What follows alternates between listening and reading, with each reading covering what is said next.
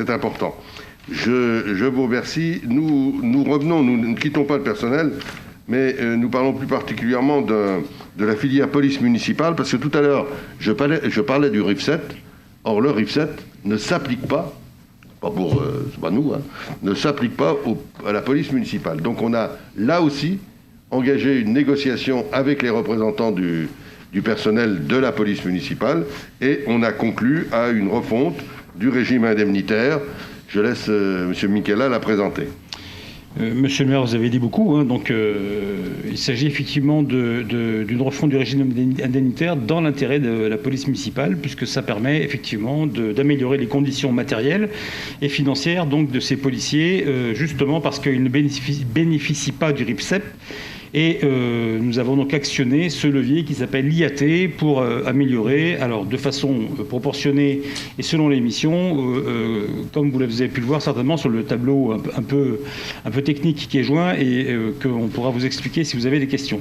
Je vais vous lire la délibération parce qu'elle est assez courte et très claire sur le fonctionnement.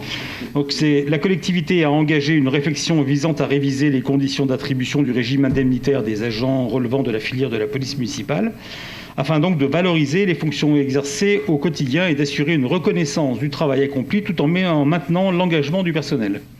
Ces conditions sont actuellement prévues par la délibération du Conseil du 19 décembre 2019 relative au régime indemnitaire dans sa partie consacrée au cadre d'emploi non éligible au RIFSEP. Donc, comme je vous le disais, je ne vous dis pas à quoi correspond l'acronyme RIFSEP, vous l'avez sous les yeux. Pour atteindre ces objectifs de valorisation des fonctions et de reconnaissance du travail réalisé, la ville dispose d'un levier d'action financier, donc par le biais de l'indemnité spéciale de fonction et de l'IAT, indemnité d'administration et de technicité. En effet, la réglementation exclut les agents de la filière de la police municipale du bénéfice du RIPSEP. De ce fait, c'est en agissant sur les deux primes citées ci-dessus qu'il est possible de revaloriser le régime indemnitaire des policiers municipaux. Donc, il est envisagé de réviser les taux fixés par la délibération du 19 décembre 2019, susmentionnés de la manière suivante. 1. Substitution de ces taux par les montants indiqués dans les tableaux figurant en annexe. Et 2. Prise en compte de différents niveaux de responsabilité au sein des équipes et ou de la nature des fonctions, travail de nuit, maître chien, etc.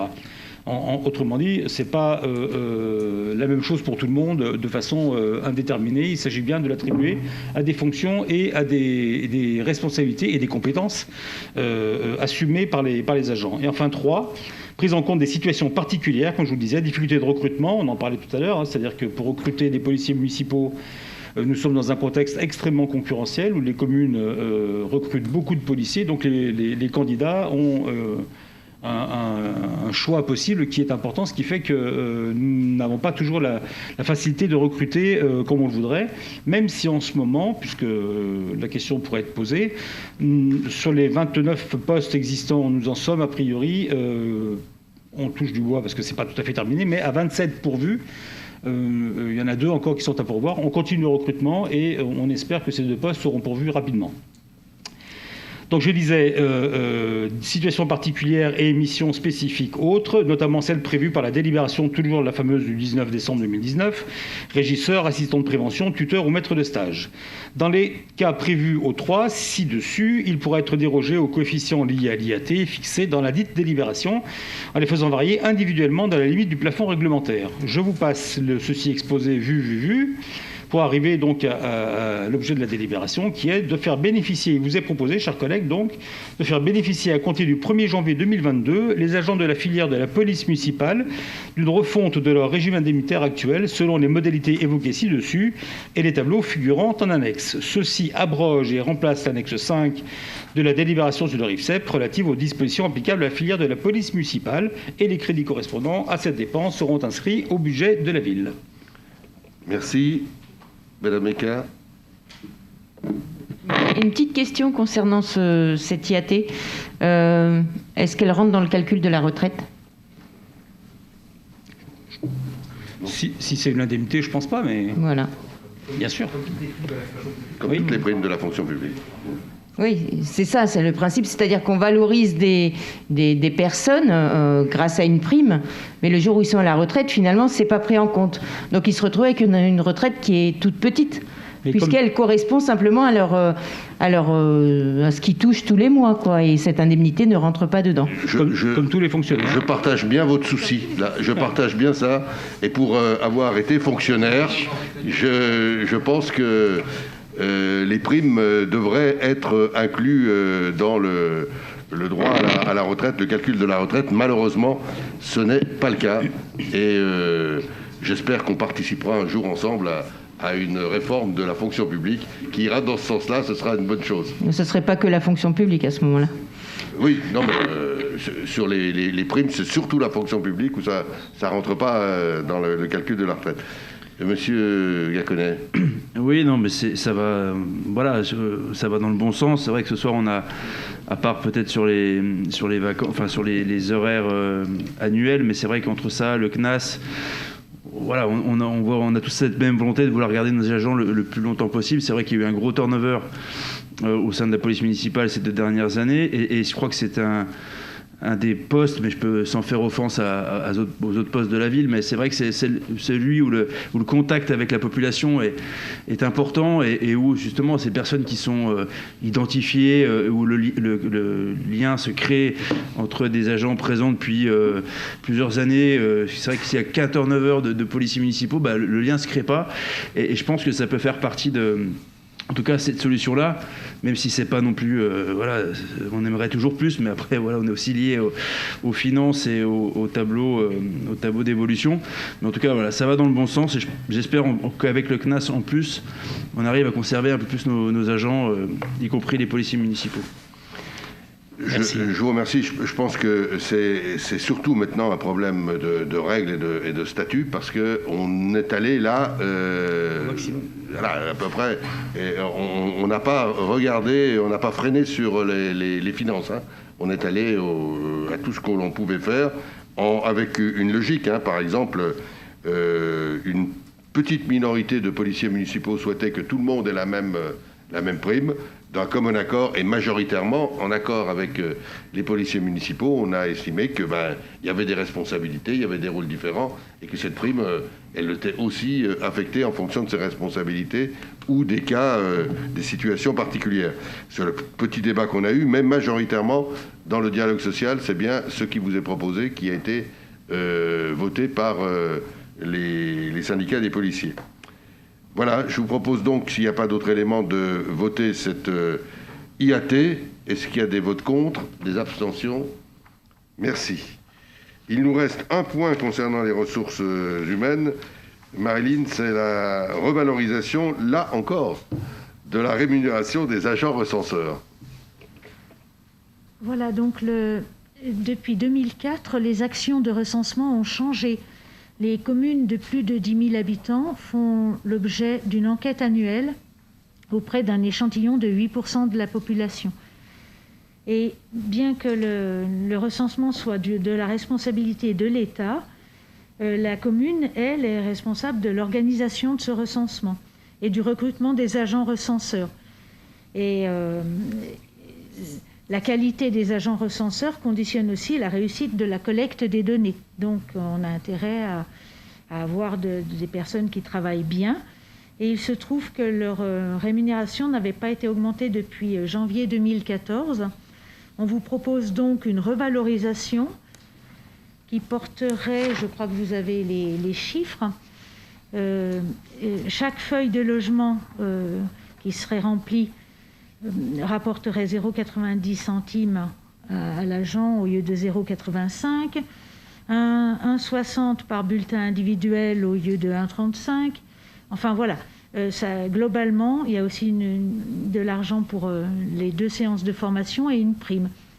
Et globalement, ça représente une augmentation de 12%, 12,06%.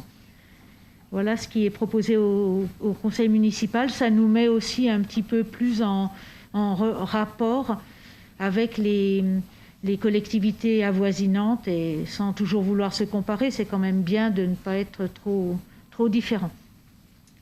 Merci. Pas de questions particulières? Oui. Juste, je pense que c'est un point qui manque peut-être.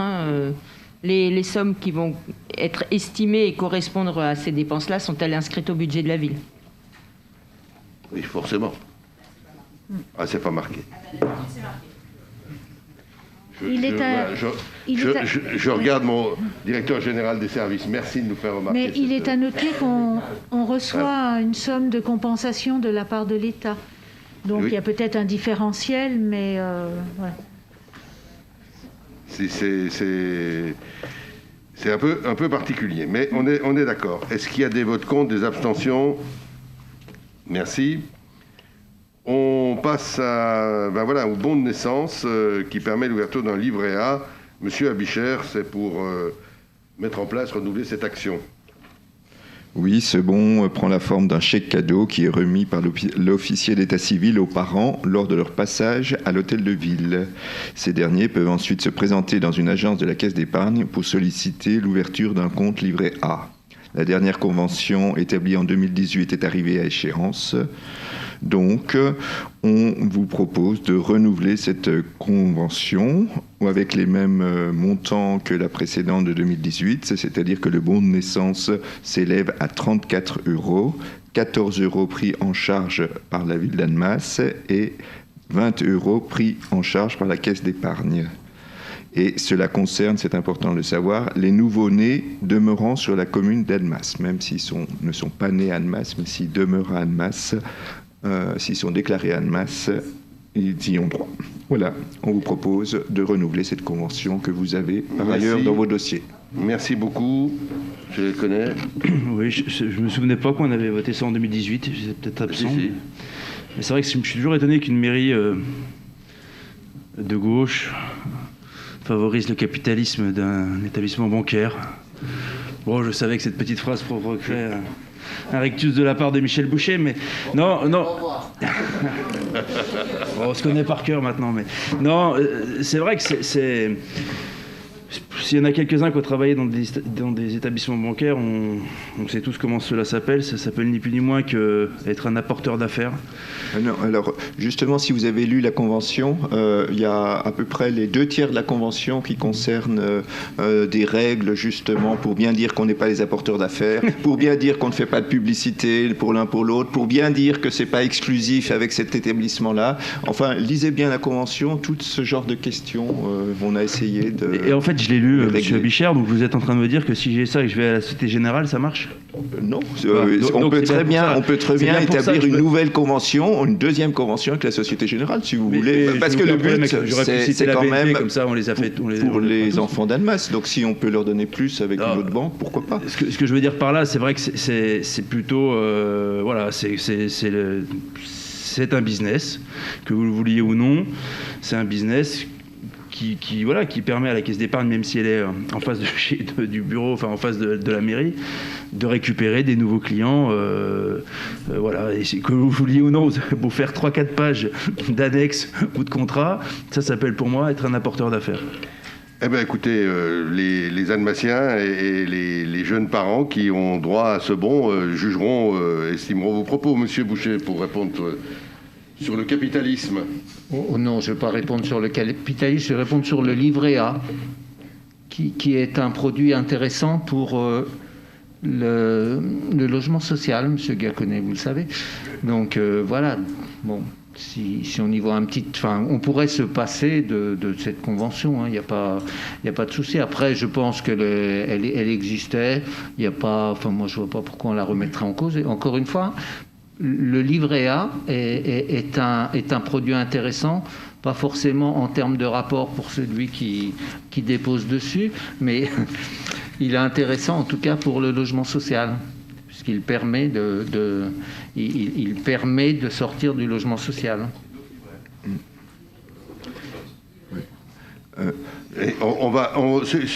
Voilà, je viens, Monsieur Loiseau, mais on va peut-être pas se comparer les banques. Je pense que la Caisse d'épargne, elle porte le livret A pour... Il y a peut-être une information qui n'est pas dans la délibération que j'avais donnée en 2018. Ça n'a pas dû changer, puis je n'ai pas vérifié les chiffres maintenant. Mais il faut savoir qu'on distribue le bon, qu'il y a une démarche à faire, il faut aller dans la banque pour le valider. Et qu'en 2018, en tout cas, il n'y avait qu'à peu près que 5% des bons qui étaient utilisés par les parents. Voilà, donc... Alors on peut regarder les chiffres de côté, peut-être que ça sert à rien du coup, ou peut-être que c'est pas très grave que ceux qui les ont en profitent. Enfin.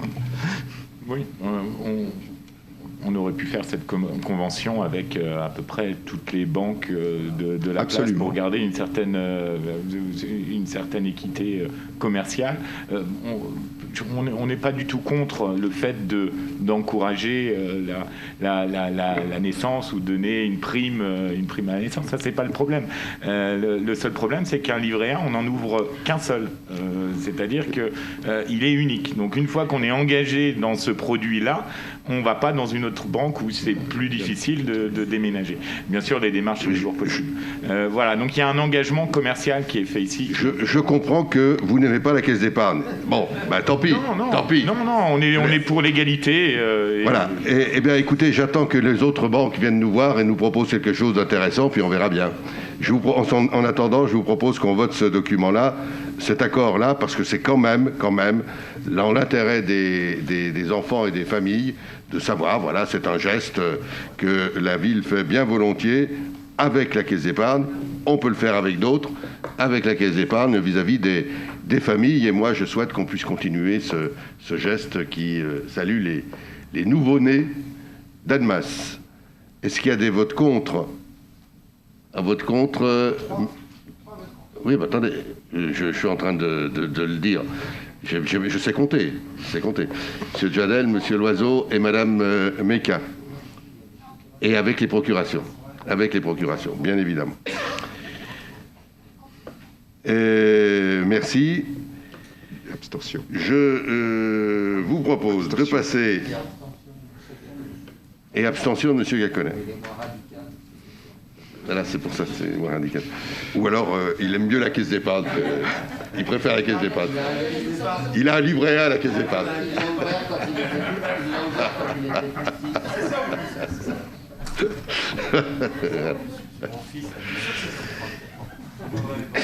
Merci.